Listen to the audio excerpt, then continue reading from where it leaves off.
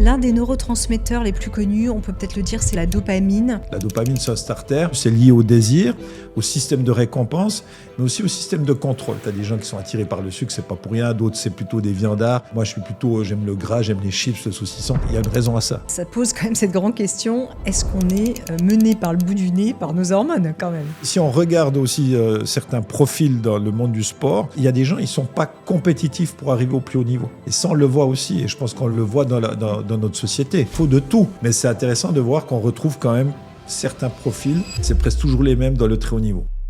Métamorphose, le podcast qui éveille la conscience.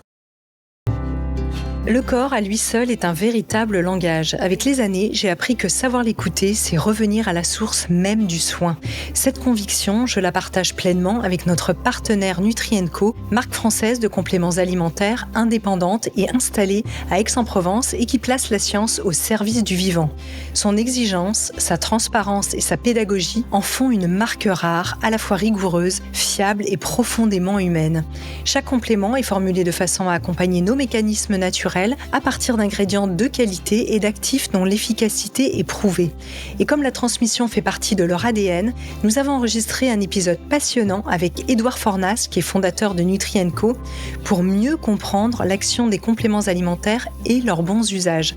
En attendant, les amis, je vous invite à découvrir leurs produits et leur philosophie sur le site nutriandco.com. Je vous appelle Nutri, N-U-T-R-I, and co.com. Dans cet épisode, on explore les hormones et les neurotransmetteurs pour profiter au maximum de ce qu'ils peuvent nous apporter.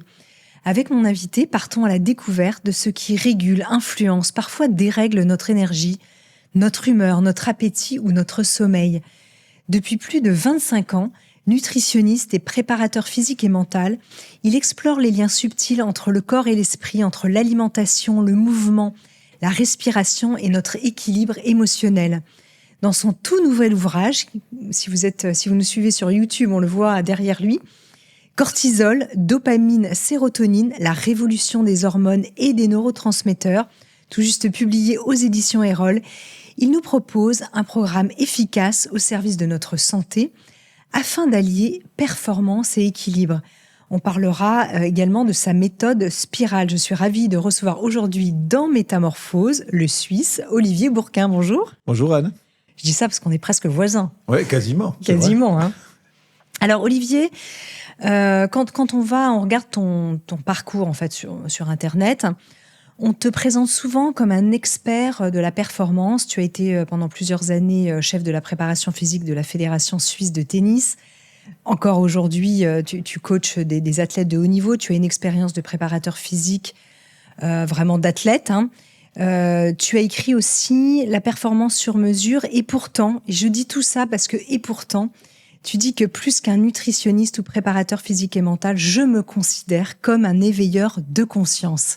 Qu'est-ce que ça veut dire ? Ça veut dire que c'est vraiment prendre conscience de qui on est d'une façon très globale, 360 degrés, holistique, et que souvent on pense que je travaille que avec les sportifs et sportives de haut niveau et pas du tout. Et ce qui me passionne, c'est l'humain en fait. Et je m'occupe aussi bien d'enfants à partir de 4, 5, 6 ans que jusqu'à des personnes qui peuvent avoir plus de 90 ans. Et c'est ça que je trouve passionnant, c'est l'humain en lui-même. Oui. Et c'est vrai que le monde du sport de très haut niveau, de compétition, c'est un peu la cerise sur le gâteau parce que c'est des émotions souvent qui sont énormes quand on arrive à un très haut niveau et qu'on suit ce type d'athlète.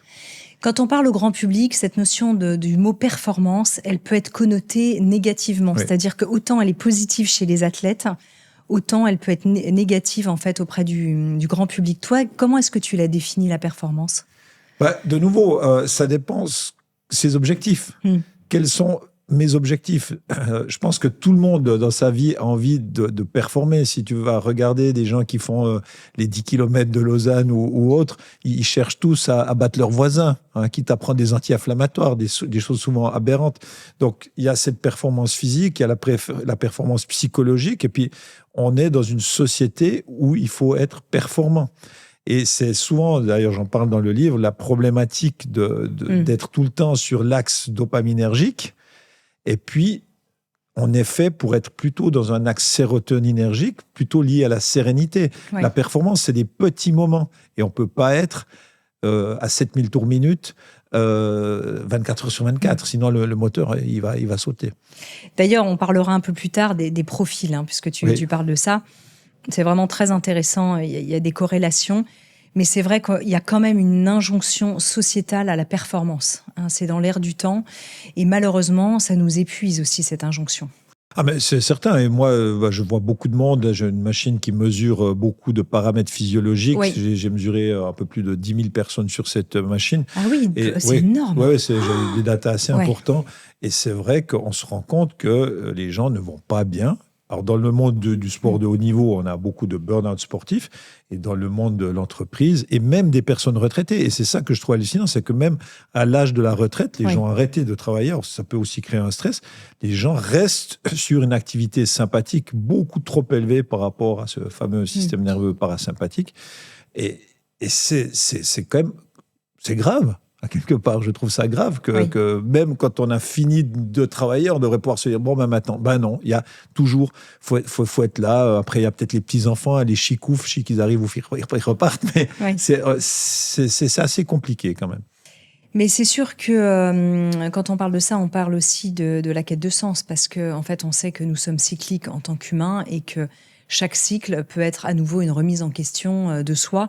Ce qui fait de toi, d'ailleurs, quelqu'un qui t'a amené à dépasser la simple, entre guillemets, nutrition, même si c'est pas simple, hein, la nutrition, c'est un sujet qui est quand même assez complexe, pour inclure plein de choses. Le sommeil, la respiration, les notions de stress, l'état mental, le mindset.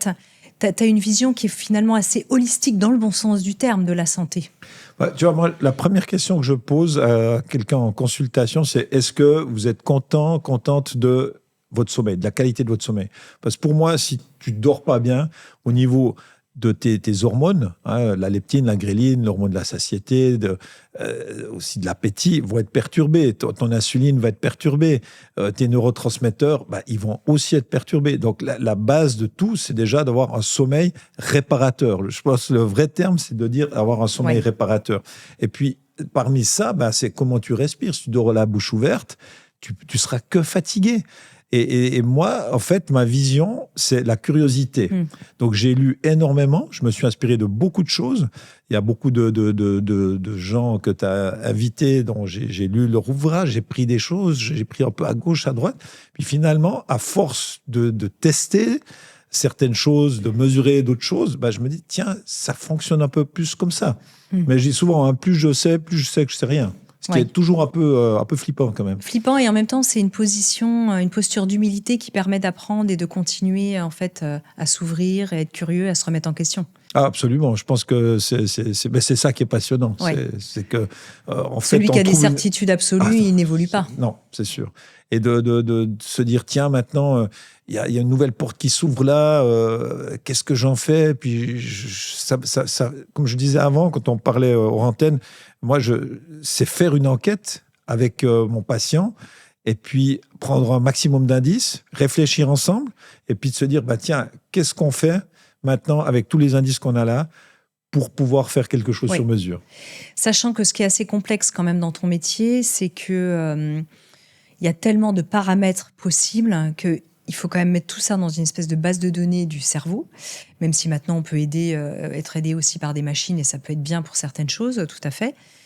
Mais ça reste complexe. Entre des analyses de sang, la génétique, le style de vie, les émotions, ça en fait... La machine là dont tu parlais, c'est quoi cette machine d'ailleurs? C'est une machine russe, qui est une machine qui avait été conçue pour les cosmonautes russes, qui en 6 minutes mesure plus de 100 paramètres physiologiques, dont un paramètre qui est super intéressant, c'est la résistance vasculaire systémique, et j'en parle pas mal dans le livre, parce que le NO, l'oxyde nitrique, c'est un domaine qui est passionnant, qui est trop méconnu. Quelques cardiologues, dont Michel Delorgerie, en parlent passablement à son importance. Donatini aussi, le docteur Donatini, il en parle aussi. Et puis, tu as des gens comme James Nestor, Respirer, super livre aussi, il en parle aussi. Best-seller américain. Voilà, exactement. Et en fait, moi, cette machine, elle permet de mesurer ce problème de NO. Et il y a beaucoup de gens qui ont problème de NO, donc qui ne produisent pas assez de ce fameux gaz, mais qui est considéré comme un neurotransmetteur. Et plutôt que parfois aller s'intéresser à vendre des statines aux gens, on devrait plutôt s'intéresser à l'état de production de ce fameux NO dans notre corps et comment on peut le produire correctement. Tu as jamais été surpris par les résultats de la machine? Enfin, ça a toujours confirmé en fait une tendance de tes patients? Alors même des gens qui sont dubitatifs, ouais, c'est ça, ou on va dire le bon cartésien, parce qu'on verra dans les profils, on en parlera après, mais la plupart des gens qui viennent me voir en consultation, c'est des profils intuitifs. Le très cartésien, il se dit qu'est-ce que c'est? Est-ce que bon, voilà. Et c'est intéressant de voir que les besoins justement sont différents entre certains profils par rapport à d'autres. Oui, ça c'est intéressant. Donc la machine, t'as pas déçu? Ah non, la machine, pour revenir effectivement sur la machine, pardon, la machine, elle m'a pas du tout déçu. Elle a presque toujours confirmé l'anamnèse. Parce que moi, l'anamnèse, ça prend quand même bien 15-20 minutes. Mm-hmm. Et puis, même les gens un peu sceptiques disent, mais c'est incroyable, on voit exactement ce dont on a parlé dans l'anamnèse. Même des problèmes de dos. L'année passée, j'ai fait un petit accident en VTT avec 4 fractures dans le dos. Il me montrait les endroits qui avaient été fracturés. Donc, c'est assez costaud. Oui, c'est assez costaud. Alors, on va s'intéresser d'abord aux neurotransmetteurs. On en a déjà parlé dans Métamorphose avec d'autres experts et les hormones. Mais toi, tu as un angle encore un peu différent. Alors, l'un des neurotransmetteurs les plus connus, on peut peut-être le dire, on parle de la dopamine. Comment elle se manifeste et à quoi elle sert finalement cette dopamine? On va commencer par elle, tiens, ça te va? Oui, tout à fait. Tout à fait. C'est vrai qu'on en parle beaucoup. Oui. Pour moi, aussi, ce que j'ai pu apprendre au tout départ, quand j'ai fait mon diplôme en nutrition, en micronutrition, c'était à l'université de Dijon, c'est que c'est un starter. En fait, la dopamine, c'est un starter. Et puis, j'ai aussi pu lire pas mal d'études dessus qui montrent que, bien entendu, c'est lié au désir, au système de récompense, mais aussi au système de contrôle. Et en fait, il y a deux notions que je trouve très intéressantes. C'est cette notion du tout de suite. Oui. C'est tu as posté quelque chose sur Insta et puis tu as tout de suite quelques likes. Alors ça active ta dopamine. Et puis, cette notion plus de contrôle qui est plus sur la durée, qui est liée à la ténacité. Et cette notion-là, elle est vachement importante et on l'a de moins en moins. Mais elle va aussi activer finalement notre dopamine. Et dans ma première vision d'activation de la dopamine, c'était tyrosine, phénylalanine, des acides aminés qui permettront d'activer cette dopamine. Oui. Mais c'est bien plus que ça, en fait. C'est des petites choses au quotidien, des petites routines que tu remets en place qui vont activer toujours cette dopamine aussi. J'ai fait une interview récente, il n'y a pas longtemps à Genève, je ne sais pas si tu l'as écouté, avec le professeur Nader Perrou qui travaille aux hôpitaux de Genève et qui est un grand spécialiste du trouble de l'attention avec ou sans hyperactivité. Et on s'aperçoit vraiment que le profil du TDAH, il est très dopaminergique. Oui. Et c'est vraiment intéressant quand on réalise ça, dans la moindre petite chose en fait. C'est même pas forcément des grands highs, mais il va chercher quand même au quotidien ces petites récompenses. Toi, tu le vois dans les profils. Oui, clairement. Et ça joue très, très bien. Et moi, je m'étais basé au tout départ sur les travaux de Eric Breverman, qui est un neurologue new-yorkais. Et selon les profils, on a des axes dominants. J'avais aussi écrit un livre, Idéaliste et alors, où on retrouve presque toujours les mêmes choses. On va en reparler, mais tu as des gens qui sont attirés par le sucre, c'est pas pour rien. D'autres, c'est plutôt des viandards. D'autres, moi, j'aime le gras, j'aime les chips, le saucisson. Il y a une raison à ça. Il y a une raison à ça. Et ce qui est intéressant aussi, c'est que ça pose quand même cette grande question. Est-ce qu'on est mené par le bout du nez par nos hormones, quand même? Oui, et puis est-ce que, alors de nouveau, et en même temps, nous ne sommes pas on n'est pas qu'un paquet d'hormones non plus. Non plus. Mais si on regarde aussi certains profils dans le monde du sport, tu retrouves dans certains types de sports presque toujours les mêmes sportifs. Et dans le haut niveau, il y a des profils qui n'existent pas. Il y a des gens, ils ne sont pas compétitifs pour arriver au plus haut niveau. Et ça, on le voit aussi, et je pense qu'on le voit dans notre société, dans les postes, dans tous les postes. Heureusement d'ailleurs. Oui, absolument. Oui. Et il faut de tout. Oui. Mais c'est intéressant de voir qu'on retrouve quand même certains profils, c'est presque toujours les mêmes dans le très haut niveau. Oui, dans le très haut niveau. Ah oui. Toi, tu les repères. Oui, parce que je fais ces repérages, ils sont faits au niveau de la biomécanique, liés à des préférences motrices. Ah, tu penses à quoi? Tu t'es formé à quelle voie par rapport aux préférences motrices? Action type. D'accord, oui. Ouais, ça, c'était la formation Suisse olympique. Ça m'a passionné. Ouais. Et j'étais convaincu qu'il y avait une relation entre les préférences motrices et justement les neurotransmetteurs dominants. Et c'est à travers Braverman que j'ai eu la corrélation. Mais Braverman travaille sur des questionnaires. Puis comme tu le sais, les questionnaires, on répond comment on pense être, comment on aimerait être, comment on a été éduqué, etc. Et que sur les préférences, si je te demande certains types de mouvements, tu ne sais pas pourquoi, tu ne peux pas tricher quelque part. Non, il n'y a pas de projection. Non, exactement. Alors peut-être que tu peux en faire une petite aparté là-dessus, parce que nous, on a l'air de parler entre nous, mais tout le monde ne connaît pas forcément ce dont tu viens de parler. Oui, alors sur les préférences motrices. Tu as les profils terriens. Oui. Donc, qui auront un profil plutôt S. C'est des gens qui construisent depuis le bas. C'est des gens qui aiment même être bien proches du sol. Donc, c'est des gens qui prennent aussi plus facilement même de force et de musculature dans les cuisses. Et puis, tu as le profil aérien qui, lui, est plus justement sur un profil intuitif, qui va être un profil plus explosif. Et souvent, dans les sportifs très réactifs, on aura beaucoup plus d'aériens que de terriens. Ouais, on pense aux joueurs de tennis. Oui, exactement. Ouais. Et pendant pas mal d'années, en fait, on n'avait plus aucun profil terrien dans les 10 meilleurs mondiaux. Maintenant, il y a Alcaraz. Ouais. Mais souvent, c'est des profils aussi qui pourraient se blesser plus facilement. Ah ouais, intéressant. Alors, en tout cas, sur la dopamine, peut-être pour boucler avec elle, comment se manifeste un déséquilibre finalement de la dopamine et comment bien la réguler? Parce qu'on parle soit d'impulsivité, soit de rigidité, en fonction de s'il y a de l'excès ou pas. Comment est-ce qu'on peut finalement la réguler correctement, cette dopamine? Ou savoir si elle est dysrégulée, d'ailleurs. Ça, c'est la bonne question. C'est-à-dire que quand tu n'as plus de motivation, quand tu n'arrives plus à te lever le matin, alors qu'est-ce que c'est? Est-ce que ta dopamine est trop basse? Très souvent, moi, je le mesure. Une dopamine trop basse. Bon, motivation, d'accord. Est-ce que aussi quand le tu dis que tu la mesures, c'est comment? Comment? Quand tu dis je la mesure? Je la mesure avec toujours ce multiscan. Ah oui, d'accord, ouais, ok. Enfin, je vois beaucoup de gens avec quand même une dopamine trop basse. Après, c'est des algorithmes. Donc, c'est plutôt est-ce qu'eux se sentent un peu démotivés? Comment ils se sentent? Et qu'est-ce qu'on peut mettre en place pour ne pas être comme ça?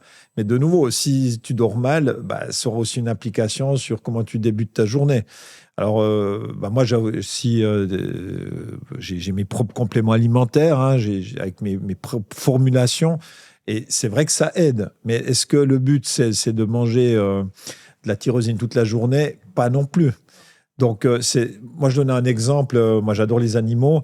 Et quand, malheureusement, j'ai perdu ma boxer au mois de février, mais quand je la sortais et puis que je la voyais courir, et elle est tellement contente, etc., ça activait ma dopamine parce que vraiment, ça me procure du plaisir. Donc, il faut trouver des choses qui procurent du plaisir. Et du plaisir sain, parce que le scrolling génère de la dopamine. Oui, et la cocaïne aussi, et c'est pas très sain, donc on est bien d'accord. On est bien d'accord. Donc c'est vrai qu'il faut aller chercher le shopping aussi, mais une fois que tu as acheté le truc, tu dis pourquoi je l'ai acheté?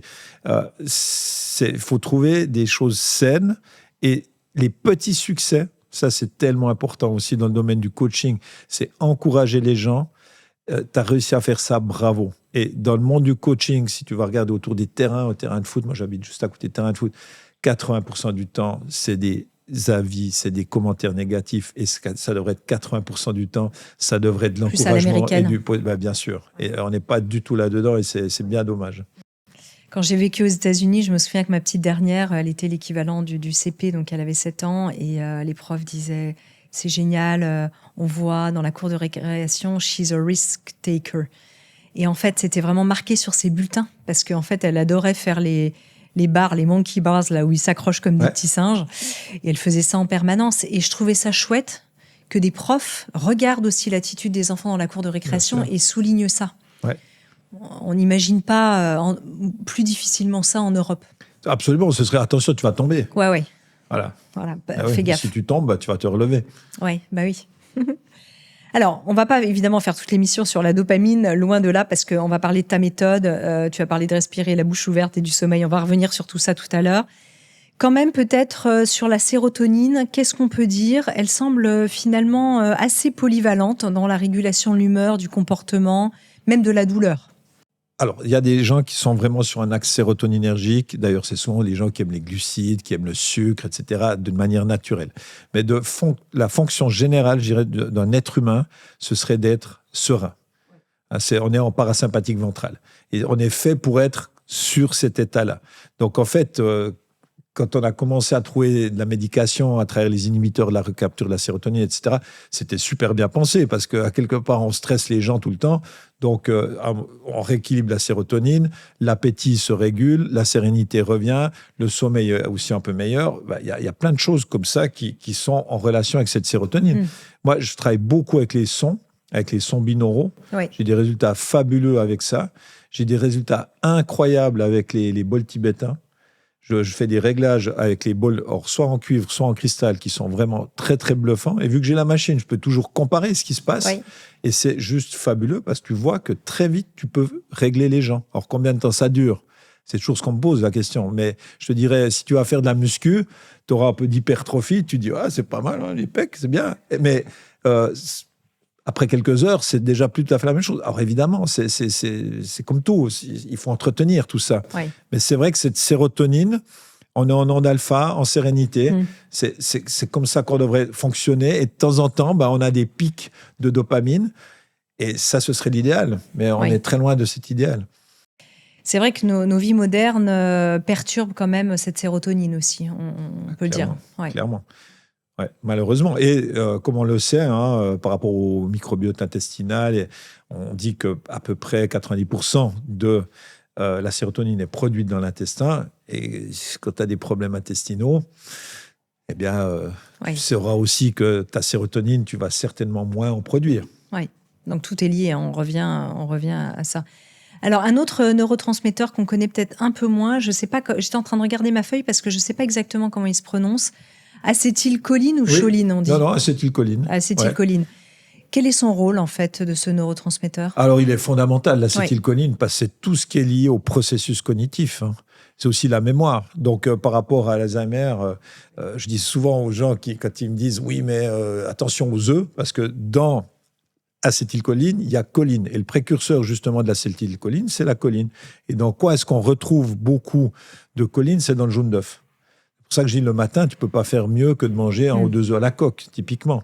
Où on va retrouver aussi beaucoup de choline, c'est dans le kimchi. Moi, je suis un fanatique des légumes lactofermentés, parce qu'en fait, c'est des probiotiques naturels. Et en plus, tu retrouves de la choline. Donc, si le matin, tu manges un œuf à la coque, un pain au levain, et puis un peu de légumes fermentés, mais tu fais déjà un petit déjeuner fabuleux. Oui, absolument. Et pour la mémoire, pour tout ce processus cognitif. Processus cognitif, perception, anticipation, décision, exécution, évaluation. Quand tu dois apprendre quelque chose, tu es tout le temps là-dedans.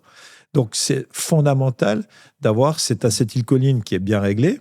Et l'acétylcholine va aussi avoir un impact très important sur le système nerveux autonome. Donc, de nouveau, par rapport à cet équilibre sympathique-parasympathique, super important d'avoir l'acétylcholine qui est bien équilibrée. Si on n'a pas quelqu'un autour de soi qui a une machine comme toi et de te consulter, Olivier, qu'est-ce qu'on peut faire ? Est-ce qu'on peut faire une prise de sang pour connaître ses taux ? Comment est-ce qu'on le... Sur l'acétylcholine, je ne crois pas qu'on puisse le mesurer comme ça. Autrement, on le fait souvent plutôt sous forme les neurotransmetteurs plutôt urinaires. Oui. Mais l'acétylcholine, il y a aussi la vitamine B5 qui est importante, mais souvent elle est pas du tout mesurée. Les vitamines du groupe B, on prend B12, B9 peut-être, mais c'est étonnant qu'on n'en mesure pas plus aussi. Et puis, la choline, jusqu'à preuve du contraire, j'ai jamais eu de bilan qui la mesurait. Donc, on ne sait pas trop où est-ce qu'on en est par rapport à ce neurotransmetteur. On ne sait pas trop, effectivement. Donc, en fait, ce que tu dis, c'est que dans le doute, on mange un bon petit déjeuner. Si on voit qu'on a des pertes de mémoire ou qu'au niveau cognitif, on patauge un petit peu plus. Alors là, je ne parle pas du cas pathologique, évidemment. Non, c'est sûr. Mais on peut se complémenter. Oui. Mais de nouveau, on sait aussi que l'activité physique, pour l'ensemble des neurotransmetteurs, ça reste quelque chose de fondamental. On sait aussi que par rapport à Alzheimer, ça joue aussi un rôle important. Et on sait aussi que certains profils, et Braverman le mettait bien en avant, ont plus de risques. Moi, j'ai un risque plus alzheimerien parce que c'est des profils de pension en arborescence. Oui. Donc, je fatigue tout le temps le système. Donc, si tu tournes toujours sur la gauche avec ta voiture, tu uses les pneus différemment que si tu tournes que sur la... Ouais, j'adore la métaphore. c'est logique. C'est ça. C'est imparable. Et à un moment donné, qu'est-ce qu'on fait avec ça ? Il faut soit moins tourner, mais si tu veux continuer de tourner, il faudra changer plus souvent les pièces.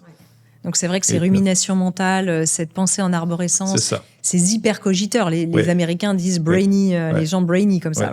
C'est une pensée par minute, c'est très fatigant. Ça fatigue le cerveau. Ça fatigue énormément le cerveau. Ensuite, l'acide aminobutyrique, qu'on appelle le GABA. Alors, c'est vrai que souvent, pourquoi on parle moins d'un neurotransmetteur qu'un autre, c'est parce qu'ils sont plus faciles à prononcer. Et d'ailleurs, maintenant, on parle du GABA. Personne ne le connaît sous l'autre... Enfin, on parle moins de l'autre nom, sauf évidemment les experts comme toi.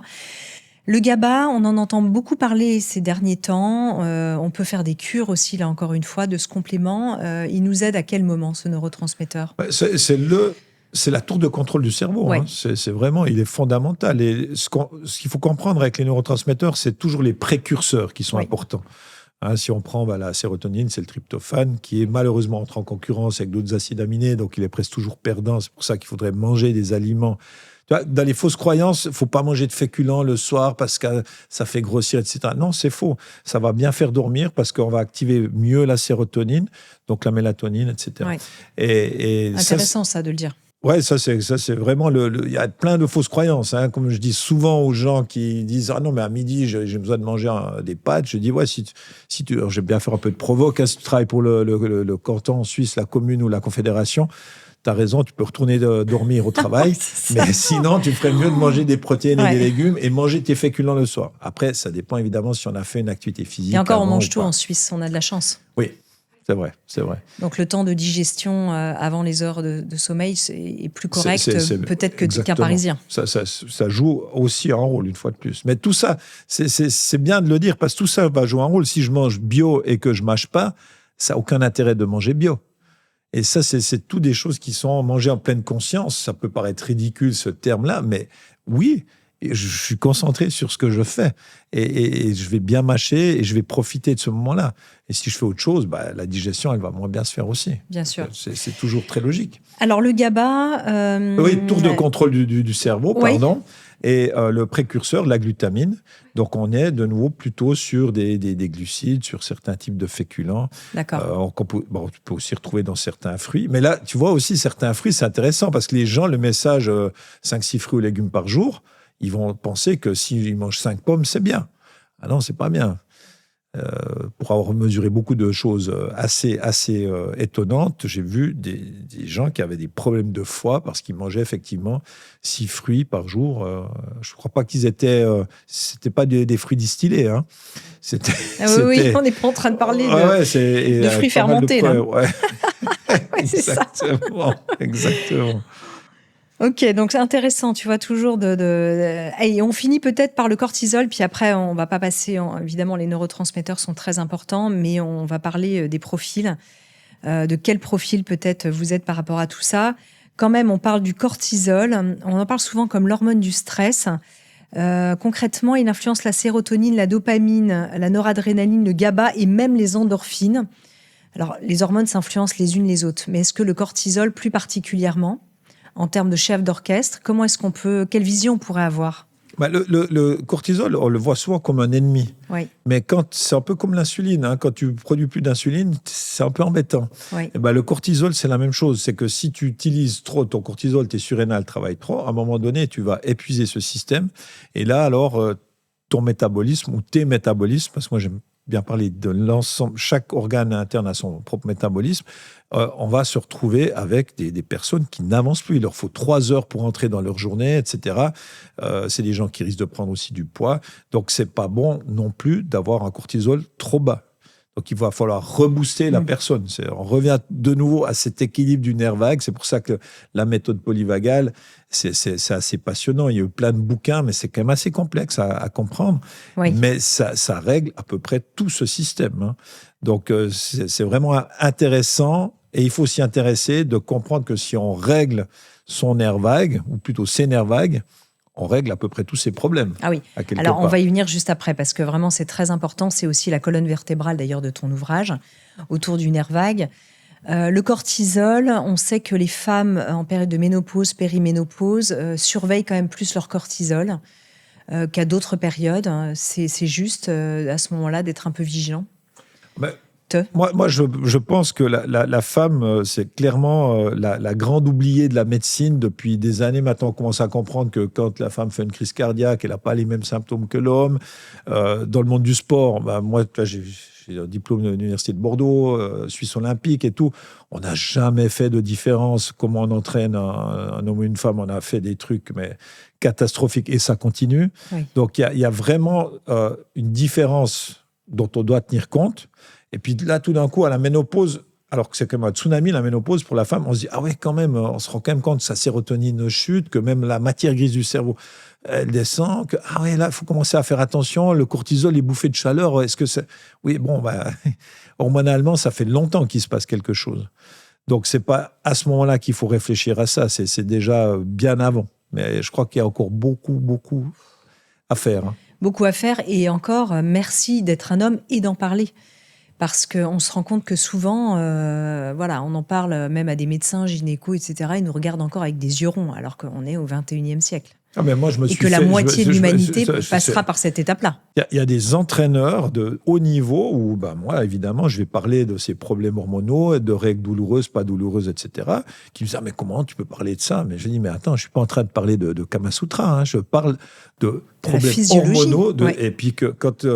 Dernièrement, je suis pas en train de parler de Kama Sutra, j'adore la réponse. On a l'impression qu'effectivement... Mais oui, je veux dire, dernièrement, j'ai une top 100 mondiale qui me dit, moi, 2 jours avant mes règles, je suis pas bien, j'ai des douleurs, un jour ou deux après aussi, mais ça va te faire 3 ans et demi, 4 ans sur ta vie de femme réglée. Ouais. Et son gynéco lui dit, faut faire avec. Non, il y a des solutions. Et c'est fou qu'en 2025, on en soit toujours là. Ah ouais, c'est fou. Tu as raison de le ressouligner en tout cas. Donc le cortisol, qu'est-ce qu'on peut faire pour le réguler ? Pour finir dessus.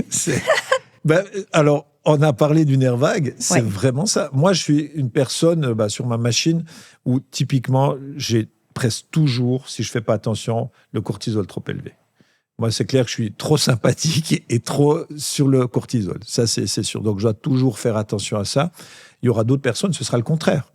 Donc, le lymphatique ou la lymphatique, un peu comme ça, lui, son cortisol, il sera un peu en bas, son parasympathique aussi, etc. Donc, faut aussi apprendre à se connaître. Ouais, c'est un peu les hyperactifs, là. Voilà. Et après donner des outils, soit pour calmer, soit exciter la personne. Ouais. Parce que, tu vois, au niveau du sport, si déjà tu es un peu lymphatique et tout, tu vas devoir faire des choses beaucoup plus explosives, tu vas écouter peut-être même, je sais pas, le matin du hard rock, là, ou en tout cas des ondes bêta, des choses qui te stimulent, quoi. Parce que sinon, il va te falloir tu viens de me réveiller, là.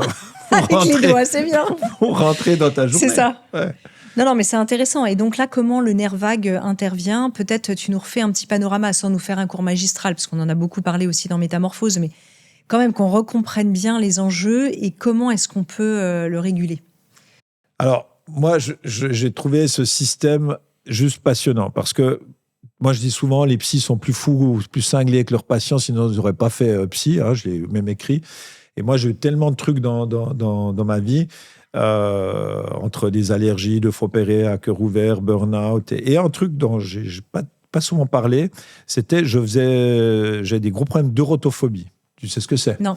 C'est de piquer des phares quand tu dois parler devant des gens, ou bien de réciter des trucs. Et puis, plus on te dit, tu rougis, plus tu rougis, plus tu transpires, etc. Redis le mot. Eurotophobie. D'accord, eurotophobie. Alors, si vous souffrez ou vous avez souffert de ça, vous pouvez aussi nous témoigner, c'est intéressant. Ouais. On en parle peu. Franchement, c'est quelque chose qui m'a pourri la vie pas mal d'années. Oui, ça peut être handicapant. Oui, absolument. Alors, surtout que je suis extraverti, tu vois. Ouais. Et en fait... j'ai voulu comprendre ce qui se passait physiologiquement. Pourquoi ? Et c'est là que j'ai commencé à m'intéresser au niveau du système nerveux sympathique, parasympathique, de pourquoi voilà, tu vois, justement, tu as ton cortisol qui monte, tu as le cœur qui bat plus vite, et tu es en sympathique. Donc déjà que j'ai une tendance dans mon profil aussi à être trop dans le sympathique, puis je rajoutais une couche à ça. Puis après, plus tu réfléchis, j'ai une cousine qui est sexologue et qui est physiothérapeute. Si tu prends l'exemple de l'homme qui pourrait avoir des problèmes d'éjaculation précoce, c'est le sympathique, tu vois, parce qu'il se dirait faut que je tienne le plus longtemps possible. Ouais. Voilà, puis ça ira pas bien. Ah, oui. Donc en fait, ce système-là, il règle tellement de choses. il règle quasiment aussi la sexualité des gens. Et donc, il va régler à travers le parasympathique, puis c'est ça qui est passionnant, parce que c'était Porges qui a mis ça en avant. Ouais, Stéphane Porges, ouais. Exactement, de dire, il y a 2 branches, la branche ventrale du système nerveux parasympathique, ce qui est lié à la sérénité, celle sur laquelle on devrait fonctionner le plus souvent, et la branche dorsale, qui est le frein à main. C'est l'attentat, c'est le viol. Tu es en état de sidération. Et c'est le burn-out. Moi, j'ai vécu un burn-out, je ne pouvais plus rester debout, sinon je tombais. Ça a duré, j'avais promené mon chien pendant 1 année et demie, enfin les chiens. Chaque fois que je faisais un pas, je me disais, je vais tomber. Ouais, c'est vraiment de la survie, là, quand même. Ouais, exactement. Tu es un mort-vivant. Mais voilà. Et après, les gens te disent, mais comment toi, avec tout ce que tu connais, mais vous ne connaissez pas ma vie. Non, mais c'est ça. Il faut arrêter d'ailleurs avec ces trucs-là, parce que comme si, en fait, les gens qui s'intéressent à ces sujets, tu l'as dit tout à l'heure, les psys, souvent, s'ils ont des trucs à régler, ils sont peut-être pas tous fous. Non, mais évidemment, on dit ça en rigolant, mais c'est oui. aussi les cordonniers parfois les plus mal chaussés parce qu'on a des trucs à apprendre. Mais absolument, c'est ça qui est passionnant. Et donc, en allant vraiment chercher ce qu'on pouvait faire par rapport à ça, alors moi, comme j'ai dit, les sons binauraux m'ont beaucoup aidé. Les bols, je trouve ça extraordinaire parce que je peux régler des thyroïdes, des gens qui ont des hypothyroïdies. Tu fais 10 minutes sur la thyroïde, tu remesures, elle refonctionne. Alors, combien de temps ? Ça, il faudrait savoir. Mais ça voudrait dire que les gens pourraient aussi jouer là-dessus, tu vois. C'est faisable. Et puis après, évidemment, tu as tout ce qui est lié à l'activité physique. Et ce qui est intéressant là-dedans, surtout en cas de burn-out, c'est que si on te met avec des médicaments, peut-être on a besoin au départ, j'en sais rien, mais qui te maintiennent dans une position un peu d'endormissement, quelque part, c'est exactement ce qu'il ne faut pas faire. Il faut récupérer et il faut restimuler. Voilà. C'est tu sais, le fait de trembler, aussi le fait de se gargariser ou de faire des choses comme ça, c'est redynamiser déjà aussi le chakra de la gorge. L'eau froide, exactement. Toutes ces choses. Et tu vas repartir. Mais si tu restes comme ça, tu vas rester comme ça. Et ça, c'est là aussi où il faut trouver les bonnes clés et à quel moment. C'est ça, parce que les profils dont on a parlé plus dopaminergiques au début, ils ont tendance déjà à se surstimuler. C'est ça.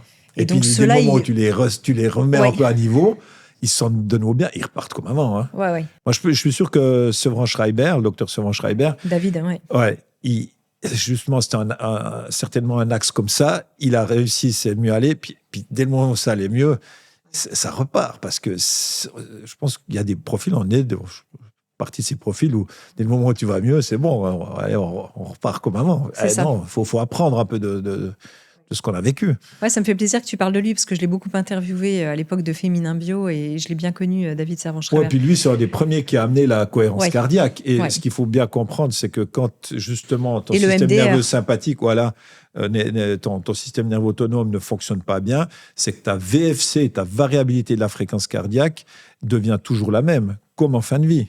Donc le burn-out, ça montre bien que tu arrives dans un état au niveau de ton cœur comme si c'était... C'est une petite mort, le burn-out. Tu te grilles complètement, en fait. Tu te consumes. Complètement. D'ailleurs, les psychiatres qui sont passés là disent que les vrais burn-out, il y en a beaucoup, mais c'est devenu un peu un terme un peu commun pour définir l'état parfois de coup de blues, de chute, mais que le vrai burn-out, il a des caractéristiques qui ne sont pas simplement un coup de mou, quoi. Ah non, moi je peux te dire, par rapport à ce que j'ai eu en 2 opérations à cœur ouvert, d'autres gros trucs, ça, c'est ce qui m'a marqué le plus. C'est le truc, tu te dis waouh, là, et même j'ai un super médecin, c'est la seule fois où on n'a pas rigolé de se dire non, là c'est pas bien. C'est chaud, quoi. C'est complexe. Alors, le nerf vague, est-ce que tu voulais ajouter encore quelque chose ? On va certainement reparler à nouveau tout donc à l'heure. Effectivement, tout ce qui est lié à l'activité physique, la respiration, là c'est aussi passionnant, parce que moi j'ai appris, toi, tu fais des études, plein de trucs, mais où j'ai appris le plus, c'est dans mes lectures. J'ai appris à travers le livre de Respirer de James Nestor que la narine droite, c'était le système nerveux sympathique, donc tu es sur le haut des poumons, et la narine gauche, c'est le système nerveux parasympathique. Et quand tu respires, mais tu le sens. Mais c'est dommage qu'on n'apprenne pas ça déjà beaucoup plus tôt, et c'est passionnant. Je respire mal, moi, de la narine gauche. Alors voilà, tu vois, quelqu'un qui a, par exemple, aussi une petite déformation de la cloison nasale ou des choses comme ça, mais il va être ennuyé. Je suis ennuyée. pour respirer. Je m'en suis rendu compte récemment. C'est bizarre, hein, comme quoi on vit avec des trucs. Mais le livre de James Nestor, si vous le connaissez pas, je vous le recommande. Et en même temps, moi, le lire, j'ai appris des tas de trucs et c'est fascinant. Et les expériences qu'ils font, ils font des expériences juste dingues, hein, quand même, les mecs. Hein. Ils vont loin hein, dans ce qu'ils expérimentent. Mais tu sais que, Anne, moi, je me suis associé avec 2 personnes où on va finaliser un concept d'écarteur de narines. Oui. Quand tu écartes tes narines, tu prends jusqu'à 30% plus d'oxygène. C'est bluffant. Ouais, c'est bluffant. C'est énorme. Bluffant. Et là, presque tout le monde, quand on le remet, l'écarteur, puis tu dis, vas-y, respire. Waouh, t'as le waouh. Ouais. Donc, écarteur de nez pour la nuit? Ah ouais, puis quand tu fais du sport, par exemple, moi qui suis un ancien allergique à peu près à tout, VTT, machin, printemps, j'ouvre pas la bouche si ce n'est pour boire tous les quarts d'heure, l'écarteur de narine. J'ai aucune allergie. Si je respire par la bouche et je fais le même tour, je reviens, j'ai des allergies partout. Alors, il faut avoir le cœur qui suit justement et la capacité pulmonaire quand on respire, parce que c'est un entraînement. Hein. Il le dit bien d'ailleurs, James Nestor. Ah, mais clairement, il ne faut pas faire n'importe quoi. Au début, le mec, il croit qu'il va y passer. Quoi, mais bien sûr. Parce que sur l'expire, on va vers la petite mort. Hein. On n'a pas l'habitude, on parle beaucoup de l'inspire, mais c'est vrai que toi, tu en parles aussi d'ailleurs. Hein. C'est pour ça que tu recommandes, tu parlais de dormir la bouche ouverte tout à l'heure. Ça, c'est une catastrophe. Oui. Sauf que souvent, on dort plus ou moins tous la bouche ouverte sans s'en rendre compte. Peut-être moins les enfants, mais chez les adultes, c'est très fréquent. Il y a de plus en plus d'enfants, c'est aussi ce qu'il explique. D'où tous ces problèmes de fatigue, de concentration et autres. Et puis lui, il parle même de beaucoup de gens qui meurent de fausses voix parce qu'ils ont de plus en plus, les enfants, la mâchoire qui est en arrière, le front en arrière, et la langue reste la langue, et puis ça se passe très très mal. En plus, avec une alimentation de moins en moins, je dirais, à mâcher, plus liquide, ça va pas aider. Donc la mâchoire, elle a besoin d'être travaillée, cette mâchoire. Il y a une atrophie qui se fait. Moi, je dis toujours aux gens, c'est vraiment, ouvre tes narines et ferme ta bouche et tout ira mieux. Oui, et en même temps, on se dit c'est pas méga glamour de dormir avec du mouse tape, oui, mais toi, ça, c'est aussi puis amusant parce que quand tu dors, il fait nuit. D'ailleurs, tout le monde dit qu'il faut que ce soit nuit noire.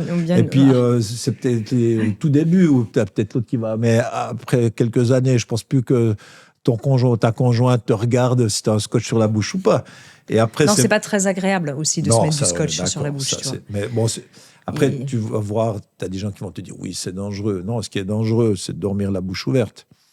Pourquoi il dit c'est dangereux? Parce qu'on pourrait l'avaler, c'est ça? Non, parce que tu mets pas non plus de la toile isolante. On n'est pas sur des techniques sadomasochistes. Hein. On est sur un petit sparadrap. Et qui est fait je veux pour dire, ça. si tu n'es pas bien, tu fais comme ça, il part. Ouais, mais par contre, tu dors avec du mais mouse moi, tape, j'ai des bilans qui sont hallucinants. Parce que j'adore faire des mesures avec les toi, les t'as montres, deux tout montres, ça. d'ailleurs. J'adore ces trucs-là. Ouais. Parce que j'aime pouvoir monitorer pour me rendre compte de ce qui se passe. Et tu as des gens, ils doublent, voire ils triplent leur sommeil profond simplement parce que enfin ils dorment la bouche fermée. Ouais. Donc ça, tu conseilles quoi? D'essayer déjà? Oui. Peut-être pendant combien de temps? De toute façon, normalement, tu sens tout de suite que tu te sens mieux le lendemain. Ouais. Ah ouais, déjà. Donc, faudrait déjà, tu vois, on se nettoie les mains, on se lave les mains, etc., plusieurs fois par jour. Enfin, faut espérer. Pourquoi pas aussi le faire au niveau de son nez, avec une solution saline, puis au moins, avant d'aller dormir, de bien déboucher son nez, mais pas avec des gouttes pharmaceutiques, hein, avec une solution saline pour avoir le nez libéré. Ouais, intéressant. On avait dit qu'on reparlerait des profils quand même, parce que toi, tu les as croisés avec le profil du MBTI. Oui. Et donc, c'est toi qui as fait ça. Hein. C'est un travail que tu t'es que tu as fait dans le cadre de tes recherches. Alors moi, si tu veux, j'ai le MBTI à travers les profils, c'est la formation Action Type. Ouais, tout à fait. Non, mais ça existe depuis longtemps, bien sûr. Et puis après, moi, je l'ai croisé vraiment avec justement les écrits de Braverman. Et puis j'en ai fait des milliers et ça corrobore tellement bien. Alors on arrive à quoi génial. Justement? On arrive à croiser les profils hormonaux avec ce qu'on trouve dans les analyses psy de profils qui sont faits en entreprise comme le MBTI, c'est ça? Ouais, c'est ça. Moi, j'ai eu des gens qui me disaient, alors ça peut paraître amusant, mais ils me disaient, mais vous m'avez fait faire 3 mouvements et vous m'avez dit plus qu'en 5 ans de psychothérapie. Je ne suis pas psychiatre ni psychologue, hein, j'ai dit, mais c'est bluffant. Je dis, bah oui, parce que en fait, les préférences ne trichent pas.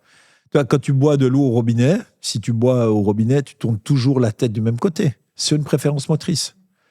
Tu peux regarder tu Oui, vas c'est presque vrai, toujours maintenant que tu croiser me le les dis. jambes, la même chose. Ouais. Tu vois, c'est des préférences. Si maintenant on t'appelle, à moins que tu aies un problème à quelque part, tu vas presque toujours te retourner du même côté. Donc, c'est toujours lié à des préférences. Et ces préférences, elles sont plutôt innées, justement. Qui sont des sortes de réflexes Oui, archaïques. exactement. Ouais. Tout à fait. Donc ça, c'est intéressant. Donc on retrouve quoi comme type de profil ? On retrouve donc tous les profils du MBTI associés avec les neurotransmetteurs. Alors là, moi, je l'ai fait plus court, Ouais. parce que sinon, c'est trop compliqué. Ouais. En consultation privée, je peux le faire de manière complète. Oui, mais dans Mais le bouquin, là, c'est ce plus serait simple. de savoir, voilà, Ouais. si c'était plutôt sur un axe dopaminergique, Oui. cholinergique, donc acétylcholine, sérotoninergique, sérotonine, ou GABAergique, acide gamma-aminobutyrique. Et ça, c'est... Voilà. Et Alors, on retrouve quoi comme des grands types de tempéraments ? Tu nous les décris comme ça, si tu nous fais un petit portrait robot de chacun, parce que c'est amusant. Ouais, Même si on l'a déjà un peu fait. Mais... Absolument. Alors, tu auras vraiment... C'est de la science, ça, ou pas, ou c'est de la prospective ? C'est de la science ou c'est de la prospective, en fait, comme type de travaux de recherche ? Entre Qu'est-ce les qui deux. est scientifique, qu'est-ce qui ne l'est pas? Moi, je parle jamais de science, je parle d'observation. Moi, j'ai observé énormément. D'accord. Non, mais c'est intéressant de le préciser. Ouais, tout à fait. Ouais. Donc, moi, ce que j'ai observé, c'est que les gens qui sont sur l'axe dopaminergique, c'est souvent des gens qui ont besoin d'entreprendre, qui ont besoin de comprendre. On est vraiment sur un profil intuition-analyse. C'est le côté N, intuition, T, thinking. Il y a l'intuition et l'analyse à fond. Ça, c'est clair, oui. Après, on a le profil idéaliste. Donc, ça, ce serait mon profil à moi. C'est le processus cognitif, c'est la créativité, c'est plein d'idées, ça part dans tous les sens. J'ai des fois un peu de peine à travailler avec des gens comme moi parce qu'ils commencent plein de choses puis ils ne les finissent pas. Un peu TDAH, justement, on pourrait dire. Je pense que souvent, je pense qu'on va retrouver même un peu des TSA dedans. Enfin, c'est ça. Ouais. D'ailleurs, Nader Perrou, il parle de la dysrégulation de l'attention et il dit que ce serait plus juste que de dire des troubles de l'attention. Ouais, parce qu'ils sont capables de l'hyperfocus. Je pense à ça parce que tu parles aussi du TSA. Mais dans le TDAH, ils sont quand même capables de l'hyperfocus. Alors que souvent, on le caricature en mode le TDAH, en fait, il écoute jamais, machin. Alors que c'est pas vrai. Le TDAH, il est capable de l'hyperfocus aussi. Ouais, je pense aussi. Je ferme la parenthèse. Mais combien de temps ? C'est toujours ça le problème. Et il apprend à sa manière. Donc lui, on est sur un axe lié à l'acétylcholine. Et tu vas retrouver des blessures différentes. Même la posture de quelqu'un. Moi, quand j'ai quelqu'un en face, je peux déjà à peu près donner son profil. C'est très amusant. Les gens très frontaux. Tu dirais quoi pour moi ? NT, c'est à peu près certain. Intuitive analytique, ouais. Parce que donc ce serait aussi plutôt comme le premier. Tu te tiens, t'es assez frontal. Ouais. Toi, tu pourrais... Alors, tu mesures pas 2 mètres, mais tu pourrais être assez impressionnante par rapport à comme ta prestance, comme tu te tiens. C'est des profils, tac, ils sont là, poum, ils en imposent. Tu vois ? Donc, tu pourrais faire un peu peur à certains hommes, par exemple. Ouais. Donc, voilà. Donc, ça, ou à des personnes en général. Ouais. Même si on ne se ressent pas forcément comme ça à l'intérieur. Mais en tout cas, c'est ce qu'on dégage. C'est ça qui est étonnant, entre ce qu'on dégage et ce qu'on est. Oui. Ouais. Donc, ce serait le premier. Toi, tu serais le deuxième. Voilà, exact. Puis après, tu as les profils artisans.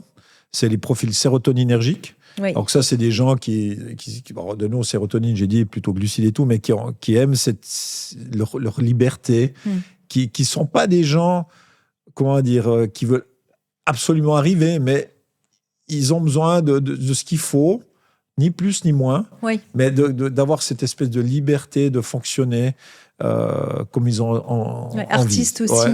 C'est souvent artisan dans le sens où on dit souvent des grandes capacités manuelles. On retrouve beaucoup dans la musique des gens de ce profil-là. Et puis, le plus représenté, qui pourrait être... Non, il va venir, c'est le GABA. Ah oui, d'accord. Mais je pensais que c'était plutôt le premier. C'est le profil le plus représenté dans notre société. C'est le gardien. Donc, c'est le bon lieutenant, c'est le bon gars. Il suit. C'est plus ce qu'on appellerait les neurotypiques. Tu vois, parce qu'on parle des neuroatypiques. Les neuroatypiques, c'est ceux qui sont HPI, TDAH, hypersensibles. Alors que les neurotypiques, ils ne sont pas spécialement... c'est ça. Ils peuvent être très intelligents. C'est pas une question d'intelligence. Ce sera le bon lieutenant. Il se pose moins de questions, puis il n'aura etc. pas envie de forcément ni de briller, ni de commander. C'est le gars parfait pour faire partie du comité, puis lui donner des tâches, etc. Mais c'est pas péjoratif ce que je dis là. C'est OK pour lui, il est même content comme ça. Oui, c'est ça, bien sûr. Il n'y a rien de péjoratif. Ah non, il n'y a rien de péjoratif.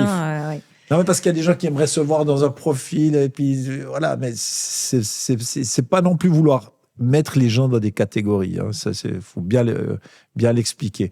Mais moi, ce que j'ai aussi pu voir avec tout ça, c'est qu'on retrouve souvent les mêmes blessures selon les profils. Parce que, de nouveau, on va utiliser plus certaines parties du corps. Et donc, si on les met plus à contribution, elles vont s'user plus vite aussi. Et donc, toi, avec ton travail de nutritionniste, tu vas aussi réguler ce qui a besoin un peu d'être soit calmé, soit poussé un petit peu, ouais, c'est ça? Exactement ça. Ouais. En fait, c'est un peu de l'horlogerie fine. C'est ce que j'allais dire. Hein. Tu es suisse, mais c'est parfait. Ouais, hein. ouais c'est ça. Et c'est ce qui est génial, c'est de... Chaque fois qu'on a quelqu'un, c'est cette discussion. Moi, j'ai des gens, déjà, je ne prends pas plus que 4 consultations par jour, maintenant même plutôt 3, mais je pourrais passer la journée avec eux parce que tu as tellement de choses à échanger. C'est ça qui est passionnant. J'ai eu cette chance de faire une consultation, on disait hors antenne, il y a plus de 4 ans avec toi, et c'est vrai que je suis ressortie avec ce sentiment d'un moment aussi profondément humain. Ouais. Voilà, et je pense qu'on a besoin de ça aujourd'hui, même dans la thérapie, dans le lien avec le médecin. C'est éprouvé d'ailleurs que les gens se soignent mieux. Oui. Quand c'est l'alliance thérapeutique. Qu'il y a un vrai intérêt face à toi. T'es pas juste... Toi, si je te fais des bols tibétains, je vais me concentrer en me disant, moi, j'ai envie que Anne, selon ce que je peux voir, ça fonctionne mieux. Je ne vais pas juste le faire frapper le bol. Tu vois. Non, c'est sûr. Donc, cette connaissance, elle permet vraiment, tu le dis, de personnaliser sa santé. Quel test simple finalement on pourrait faire pour connaître notre neurotransmetteur dominant? Alors moi j'ai mis dans le livre. Il y en a dans le livre. Il y a 2 tests super faciles. Et il y en a plusieurs. C'est déjà, est-ce qu'on est terrien ou aérien? Donc tu peux voir même comme tu marches, la plupart du temps, un aérien va poser le talon sur l'extérieur, donc il va faire supination. Et puis, il va revenir en pronation. S'il court, il court plutôt en avant. Et quand tu regardes des groupes de personnes qui font un footing, qui font un jogging et tout, et c'est trop drôle parce que tu vois que le terrien, lui, il pose très à plat, il soulève quasiment pas ses jambes. Il est en mode hyper économique. Parce que c'est un terrien, très économique. Et puis, l'aérien, il est plus aérien, donc il perd de l'énergie. Parce que lui, il est dans un mode beaucoup plus explosif à quelque part, et on va retrouver beaucoup plus de sprinters. Usain Bolt, c'était clairement un aérien, etc. Donc dans le sprint, tu vas retrouver quand même beaucoup plus souvent des profils aériens que terriens. Intéressant ça. Alors, sur ces profils, est-ce que tu voulais ajouter autre chose ou pas? C'est important de bien se connaître, cette connaissance de soi. Moi, je pense qu'il y a tout le monde intéressé par les profils et puis de montrer que finalement, avec des petits exercices comme ça, tu peux mieux comprendre qui tu es, comment tu fonctionnes et comment tu peux optimiser. Moi, j'aime bien ce terme, optimiser ce que tu as envie d'optimiser. Oui. D'ailleurs, pour les abonnés à la newsletter de Métamorphose sur le site métamorphosepodcast.com, on fera gagner le livre d'Olivier Bourquin. Donc, si vous êtes abonné, vous pourrez participer et peut-être être l'heureuse ou l'heureux gagnant de cet ouvrage. Et puis, si tu es d'accord, Olivier, on donnera peut-être un des petits tests. Voilà, comme ça, les gens pourront aussi... ce sera une première approche par rapport à ton ouvrage. Avec plaisir. Tu fais aussi le lien, alors évidemment, tu es nutritionniste, tu parles beaucoup des aliments et de la nutrition, qui est un sujet qu'on a beaucoup abordé dans Métamorphose. Donc, je ne vais pas forcément revenir sur des choses que tu développes avec des recettes aussi, l'assiette idéale, il y a plein de choses intéressantes. Et en même temps, est-ce que tu as des messages à faire passer au niveau de la nutrition par rapport à notre état de santé, qui sont vraiment intéressants, importants, peut-être un peu moins entendus que ce qu'on entend par ailleurs. Il y a beaucoup de cacophonie aussi, on peut le dire, au niveau de l'alimentation. On entend tout et son contraire. Voilà. C'est super compliqué. Moi, j'ai pas la science infuse, j'ai pas la vérité. Moi, ce que je pense, c'est que on entend aussi beaucoup parler de ce problème de sarcopénie, de perte de masse musculaire. Oui. Donc, manque d'activité sportive et pas que physique. C'est pas parce que j'ai fait déjà 8500 pas aujourd'hui à Paris, parce que moi je fais tout à pied, que j'aurais fait mes 12 000 pas, parce que c'est ce que je fais en moyenne. C'est pas ça l'activité sportive et physique. Il faut quand même un peu soulever des poids ou bien avoir une activité musculaire. Ça, c'est super important. On dit de mettre le muscle en échec. Absolument. C'est un très bon terme. Et autour de ça, manger assez de protéines. Alors, il n'y a pas besoin de manger de la viande tous les jours, évidemment.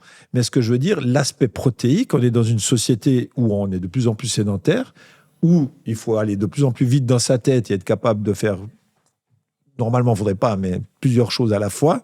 Donc, les bonnes graisses et les protéines avec des bons légumes. Et moi, je répète, les légumes fermentés, mais mangez des légumes fermentés tous les jours un petit peu, hein, si vous les digérez bien. De toute façon, ils s'habituent, l'organisme. Alors tiens, tu parles des légumes fermentés, mais tout ce qui est fermenté en général, parce qu'on peut penser au pain au levain. Bah, c'est ça. On peut penser au yaourt, voilà. Tu vois, moi, du pain, pendant des années, j'en ai plus mangé. Je mangeais en ballon, j'étais ballonné. Pareil. Voilà. Maintenant, je te mange, j'ai déjà fait le test, 500 grammes de pain au levain avec des anciens blés. Mais c'est impeccable. Ah, moi, c'est pareil. Je fais le pain au levain à la maison. C'est bluffant. On a fait un épisode d'ailleurs complet l'été dernier sur le pain au levain avec une experte qui a aussi un blog et un podcast qui s'appelle Vilain Levain.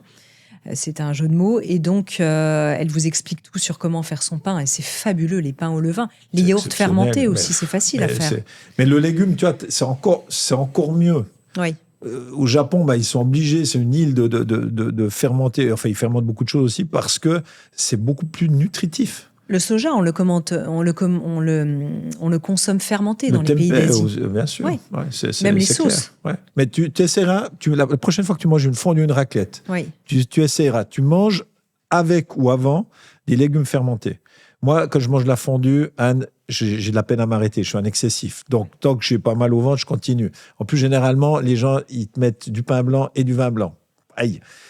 Et moi, ça, tu dors, au bout de 3 heures, tu dis, j'ai mis des moufles, qu'est-ce qui se passe? Tellement t'as l'air, tu te lèves, t'as le visage comme ça. J'ai commencé à manger des légumes fermentés avec la fondue de la raclette. Le lendemain matin, j'aime bien cette expression que j'ai inventée, je te fais le caca cousmine.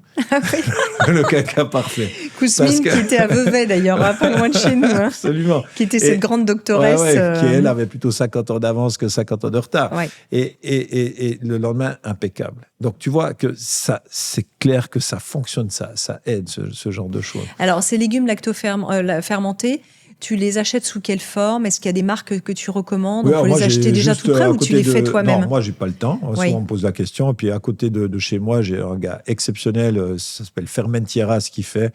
C'est un passionné. Il est incroyable. Il fait des produits fabuleux. Mais c'est vrai qu'on peut le faire soi-même parce que tu peux tout fermenter. La carotte, la betterave. De chez toi. Ouais, j'ai eu de la chance. Ah oui, t'as de la chance. Ouais, vraiment. Mais ceux qu'on trouve, par exemple, en magasin bio, ils sont bien? Moi, je pense qu'ils sont bien aussi. J'ose espérer. Mais il faut y aller progressivement. Parce que certains supportent pas l'odeur, par exemple. Ah oui, mais moi, ma femme ne supporte pas l'odeur. Moi, j'ai un frigo à moi. Moi, j'ai une de mes filles qui supporte pas l'odeur. Elle vit avec une amie asiatique et elle me dit c'est très spécial. Oui. Ça fermente. Hein.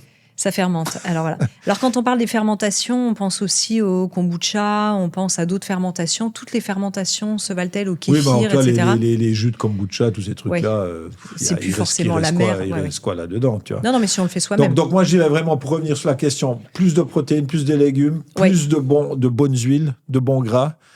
Et puis, quand on fait du sport, la grande erreur, parce que j'en parle aussi quand même dans le livre, c'est de boire que de l'eau en faisant du sport. Ça, l'eau, ça suffit pas. Et moi, je me suis passionné sur l'eau ces dernières années, parce que pour moi, l'eau, clairement, c'est le grand oublié. Au niveau moléculaire, on est fait à 97% d'eau. Oui. Au niveau musculaire, c'est 75%. Oui, la qualité de l'eau. Oui, la qualité de l'eau. Et ça veut dire que acheter de l'eau en bouteille, c'est ridicule pour moi, clairement. Faudrait pouvoir filtrer l'eau du robinet et la redynamiser.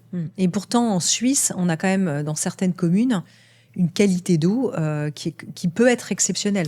Tu vois, l'eau, de base, elle est déjà polluée à travers la pluie, avec les pesticides et les insecticides. Donc, de toute façon, l'eau, il faudrait effectivement la retraiter, la redynamiser. Quel que soit notre contexte. Oui. Clairement, parce que l'eau, le but de l'eau, c'est de transporter. C'est de transporter les vitamines, les minéraux, les oligo-éléments au niveau des cellules. Donc, cet effet de transport va bien se faire avec une eau de meilleure qualité. Donc, l'eau qu'on boit la plupart du temps, c'est de l'eau morte. Et moi, ça m'amuse de se dire qu'on est capable de payer 5-7 euros dans un restaurant pour de l'eau dans du plastique. C'est aberrant ce qu'on arrive à faire avec l'être humain. On marche sur la tête quand on y pense. Oui, c'est complètement. Moi, dernièrement, j'avais un médecin qui est venu en consultation chez moi, puis j'ai une magnifique vue sur le lac de Neuchâtel. Et il me dit, voyez là, votre lac, là-dedans, il y a 80 tonnes de médicaments. Puis après, on a commencé à discuter, etc.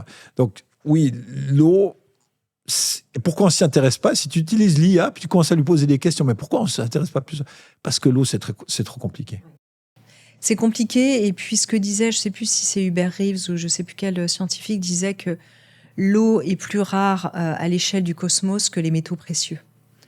Et on ne se rend pas compte, en fait, de la préciosité, en fait, de l'eau. Ouais. Et comme on doit, en fait, en prendre soin. Il y a vraiment un plaidoyer à faire. Enfin, là, c'est encore un autre sujet, mais pour les océans, mais qui est lié aussi évidemment, l'eau nous nourrit, la matrice. Enfin, nous sommes aussi eau. Nous venons de l'eau. Nous venons d'un milieu aquatique. Exactement. Au départ. Enfin, bref, ça nous entraînerait loin. Mais tout ça pour dire que, pour toi, quel est le meilleur système de filtration ? Alors moi, j'ai un système de filtration que Djokovic a, Cristiano Ronaldo, etc. Certains vont dire oui, c'est très cher, etc. Je ne vais pas mettre cet argent-là, mais... C'est quoi, c'est de l'osmose inverse ? Non, c'est Canyon qui fait ça. C'est décrié parce que c'est aussi de la vente un peu pyramidale, etc. Ah oui. Mais moi, ce que j'ai vu au niveau des résultats, c'est que déjà, si tu bois... Je le fais souvent aux gens, je leur fais boire 2 cafés. Je mets de l'eau du robinet, l'autre eau. C'est plus du tout... ça n'a rien à voir, le goût. Et ce que j'adore dire, c'est que le chat... J'ai 2 robinets, un où il y a la machine, l'autre pas. Le chat, il veut que boire là. Il ne veut pas boire ailleurs.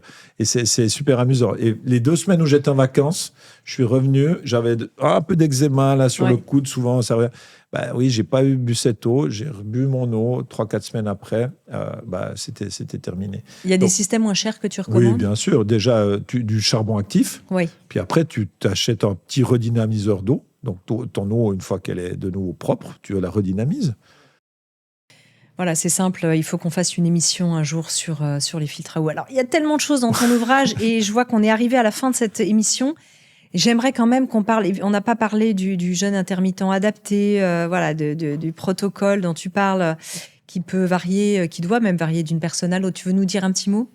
Oui, alors moi... Et puis on va parler de la méthode spirale, mais du coup, on va être obligé d'en parler un peu rapidement. Il n'y a pas de souci. Pour moi, là, j'ai un très bon ami qui vient de faire 1 semaine de jeûne complet, si ce n'est 2 petites soupes par jour. Je pense que le jeûne... Moi, je dis souvent aux gens, c'est autant pas manger que de manger de la merde, pour être très vulgaire et cru. Ouais. À quelque part... C'est clair et net, au moins. Oui, mais parce qu'à quelque part, on n'est pas fait pour se polluer. Donc, quand quelqu'un fait un jeûne, vu que la plupart des gens, ils mangent 80% des produits, c'est des produits transformés, ils peuvent que mieux aller aussi. Et on sait, il y a une étude dernièrement en Suisse qui montrait que le Suisse, il mange à peu près 5,5 fois par jour. C'est le snacking, ça marche super fort. Donc, tu grignotes des trucs, ça, c'est pas bon. Donc, au moins, si tu fais du 16-8, donc pendant 16 heures, tu manges pas, tu fais du bien à tes organes, c'est certain. Repos. C'est ça. Après, ça dépend aussi de l'activité physique que tu vas avoir, à quel moment tu fais ton sport, etc. Et puis, pour une femme, est-ce qu'en période de règles, ça va pas être compliqué parce qu'il y a peut-être plus d'envie de certains types d'aliments? Ça aussi, il faut tenir compte. Si tu dois te forcer à quelque chose, c'est jamais très bon. Oui. Intéressant. Alors, sur ta méthode, alors, on n'a pas parlé du cross-crawl aussi dont tu parles. Pour faire face au stress quotidien, tu parles aussi du psoas. Est-ce que tu as envie de nous décrire ta méthode et puis peut-être donner des petits indicateurs intéressants comme ça ? Si tu veux, moi, tous les matins, depuis que j'ai fait ce burn-out, j'ai une routine. C'était il y a combien de temps, ce burn-out ? C'était il y a 3 ans. D'accord. Ah oui, c'est récent. Ouais. Donc j'ai une routine d'exercice où je fais des exercices de cross-crawl qui font bien faire fonctionner les 2 hémisphères cérébraux. J'étire bien le psoas parce que c'est le muscle de l'âme, mais c'est aussi le muscle poubelle, donc il est fondamental, ce psoas.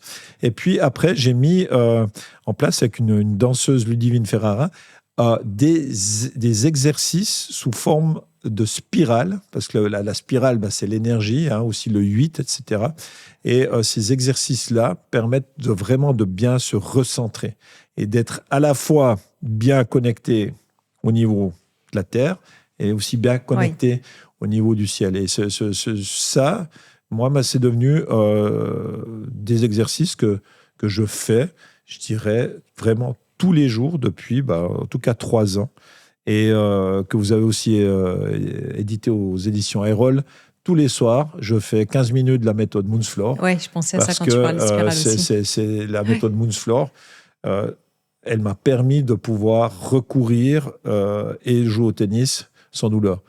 Et presque tous les gens à qui j'en ai parlé, qui se sont mis à la méthode Moonsfloor, qui avaient des douleurs, non plus.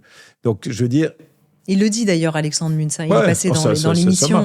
Ça marche. On a fait exploser d'ailleurs les ventes de son livre. Ça a été épuisé après l'émission, mais c'est vrai que ça a cartonné parce que les gens ont des retours. Et lui, il le dit, c'était un ancien athlète, un danseur de haut niveau. Et il se voyait partir à la casse. Il le dit clairement. Clairement. Mais tu vois, c'est passionnant parce qu'en fait, tu peux tout remettre. Moi, j'avais une excroissance du genou, des choses comme ça. On m'a dit, à part le raboter, on ne pourra rien faire.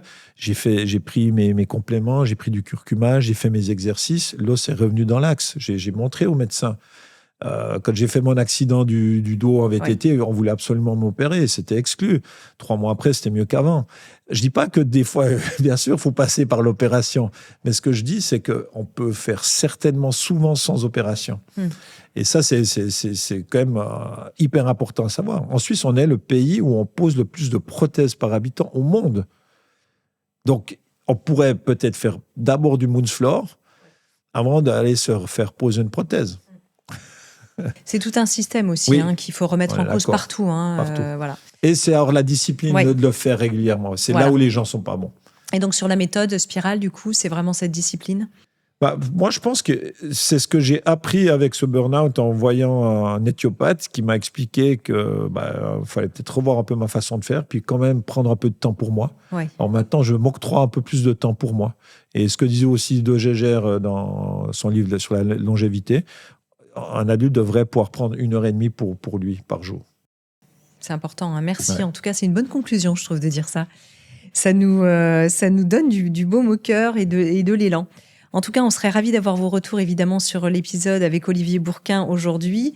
Et je ne peux que vous recommander, tiens Olivier, si tu veux bien prendre ton livre à la main, son ouvrage, que j'ai eu la joie aussi de publier aux éditions Erol, qui s'appelle « Cortisol, dopamine, sérotonine ». La révolution des neurotransmetteurs. Alors, le premier, c'est je lis pas d'ici. Des hormones et des neurotransmetteurs, voilà, aux éditions Erol. Et comme je vous l'ai dit, pour les abonnés à la newsletter de Métamorphose, on fera gagner un exemplaire. Ça fait du bien, ces couleurs là au cœur de l'automne et de l'hiver, là, un peu pop. Absolument. De la couverture de ton livre. Là, aujourd'hui, on m'a dit de m'habiller comme ça, mais moi, je suis quelqu'un qui aime bien mettre des habits avec beaucoup de couleurs, parce que je trouve qu'il faut mettre de la couleur dans sa vie. On voit ça sur tes réseaux sociaux quand on te suit. C'est vrai. Merci infiniment, Olivier. Merci Anne, merci de m'avoir invité. C'était avec cool. plaisir. Merci. C'était chouette. Merci beaucoup. Si vous avez aimé ce podcast, n'hésitez pas à lui donner 5 étoiles sur Apple Podcast et surtout abonnez-vous pour ne manquer aucun épisode. Découvrez mes invités en avant-première sur Instagram à l'adresse Métamorphose Podcast et abonnez-vous aussi gratuitement dès maintenant à la newsletter Métamorphose pour être au courant de nos conférences, ateliers et de nos dernières actualités. Pour ça, rendez-vous sur notre nouveau site www.métamorphosepodcast.com. Métamorphose, le podcast qui éveille la conscience.